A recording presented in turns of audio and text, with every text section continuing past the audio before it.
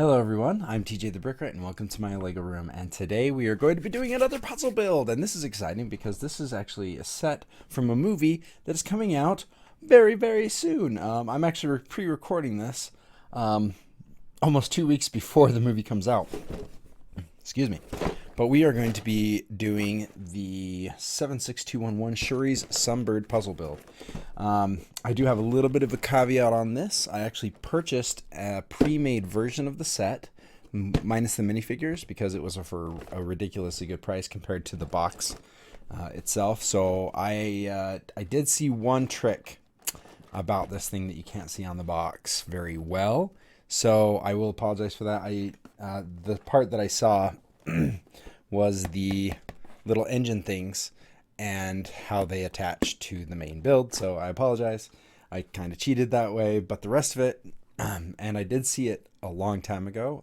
When the set first came out, I picked up the ship from Bricks and Minifigs because they were selling it for 20 bucks. The set itself is 50.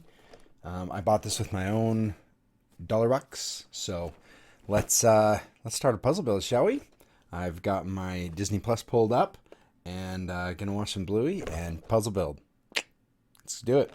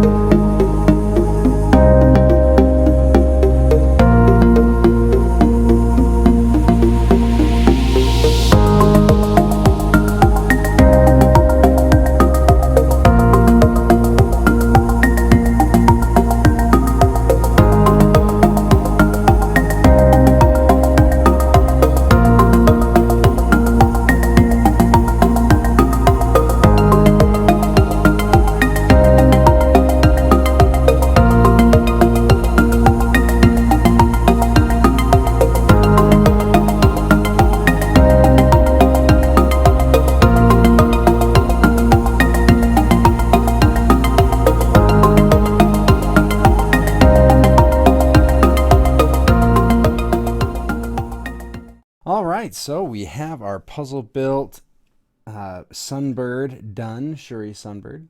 There are definitely a lot of parts on this thing that are completely impossible to see from the instructions. From the box. Goodness gracious. Sorry, it's a little bit late here. However, one thing I will say, that if you would like to use the cover of the instructions, it's actually a different picture than anywhere on the box. So there were a couple of times I was able to look at this and it didn't give me a ton of hints, because it's still just directly from the front shot. But there was still some good information, slightly different angles on the wings that you might be able to glean from that. I'd say this is probably about a 7 or 8 difficulty as a puzzle build. Value, this thing for $50. Man, I don't know if it's just the Lego's getting more expensive, but I don't see a lot of the value here. It does have a lot of really big pieces, and these really large circles. I mean, where the heck are you going to get those, right? I'm not really sure what else you can use them for at this moment, but they're pretty cool looking, and the ship itself is actually really neat. I really like this particular configuration where the circles kind of tuck into the wings right there. I really like the ship itself. It's really cool, and I can't wait to see it in the movie, honestly. From what I can tell, it's probably pretty accurate to what the movie should be, but we're just going to have to kind of see what happens, because the movie is not out yet while I'm doing this puzzle build. Now, if you're going off of the new Lego standard of how much things cost, the $50 is probably pretty accurate. I know a lot of people compare it to the price per piece. So there's 355 pieces. I ended up with 28 leftover pieces. There were a few places I very easily could have thrown extra parts in that I didn't really think thoroughly through. And I do have one hole I could have filled in, but I think this is about as solid as I could get it without just throwing pieces on for fun. So, yeah. The minifigures are definitely a highlight and are things that I'm actually very excited for. So here we have Nakia, and she's pretty awesome. She's the one with the ring weapons. I've always liked her in the original Black Panther. I thought she was a really cool character. It was just really fun to see her fight, and those ring weapons are wicked deadly. The other two Wakandan characters that I know for sure are in the next movie are Shuri, who has her little gauntlet smashers. She's pretty awesome. All the minifigures here are really cool. I was very impressed. They did leg printing, foot printing, and front and back torsos on each of these minifigures, and they all have alternate faces, which is another really cool one. I think we get some pretty unique hair pieces. I'm actually a pretty big fan of the different hair pieces, to be honest. It makes it a little easier to identify the characters. They did the same thing with the dwarves in The Lord of the Rings, when there were, how many of them? 11 or 12 dwarves that went with Gandalf. In The Hobbit, I apologize. They tried to differentiate them by their hairstyles, and that didn't totally work because of how many there were. But here, it actually helps a lot. Like, I can recognize that this is Nakia just from her hair, because from Black Panther, I could tell that. Shuri, she has a little bit more popular style, with kind of an updo kind of thing going on, which is pretty fun. But then we have the last character. Oh, well, there's also Atuma. He's pretty easily identified from his hairpiece because it's a freaking hammerhead shark skull.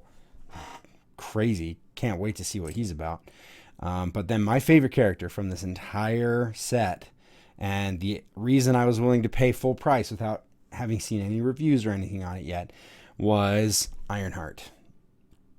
And this is Ironheart Mark 1 according to the box. And the reason I'm excited is Iron Man has always been my favorite character. I have an Iron Man shelf back here. As you can see, I've almost filled up the entire thing.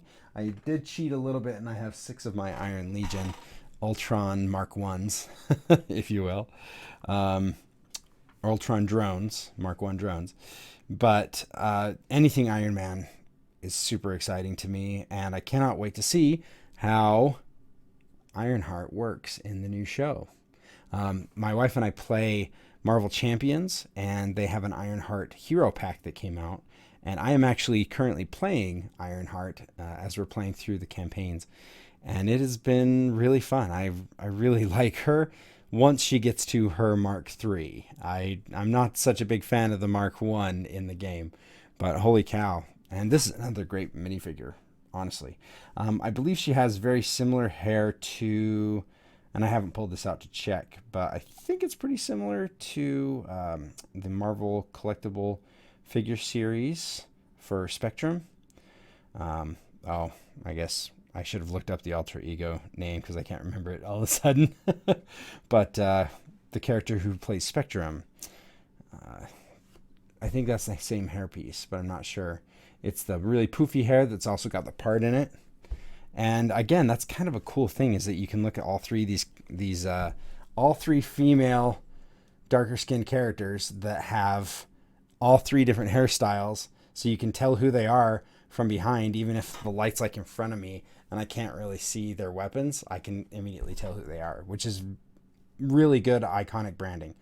I must say, I've grown appreciative of different hairstyles for characters to try to make it work. So that's pretty neat. Anyway, I'm gushing about the minifigures probably too much. But so the movie looks really cool. Black Panther was my brother-in-law's favorite superhero when he was growing up. So he is out of his mind ready to see the next movie. And I am excited to see the awesome vehicles of Wakanda, because vehicles for Star Wars are my thing. Marvel doesn't have a ton of vehicles, but Wakanda has some really sick vehicles that I've always appreciated and enjoyed. So looking forward to that. And that's my review. Is it worth it? If you like Black Panther, if you want to get these characters, you want that Ironheart Mark 1, you got to pick up the set. You could buy the minifigures from like Bricks and Minifigs or any other third-party wholesalers. But in the end, you'll be paying a premium, because why not just buy the ship itself? So anyway, I hope you guys have a good one. I hope this wasn't too rambly of a review. And just to let you know, it took me about an hour and a half to puzzle build this thing. So for 355 parts, an hour and a half is actually a pretty quick build. So I would definitely maybe need to bump down the puzzle build difficulty level just by one, make it a solid 7, just because there's a lot of stuff you can't see. But yeah, it's pretty cool. So congratulations, Lego. You got some more of my money. You guys have a great one, and until next time, play well.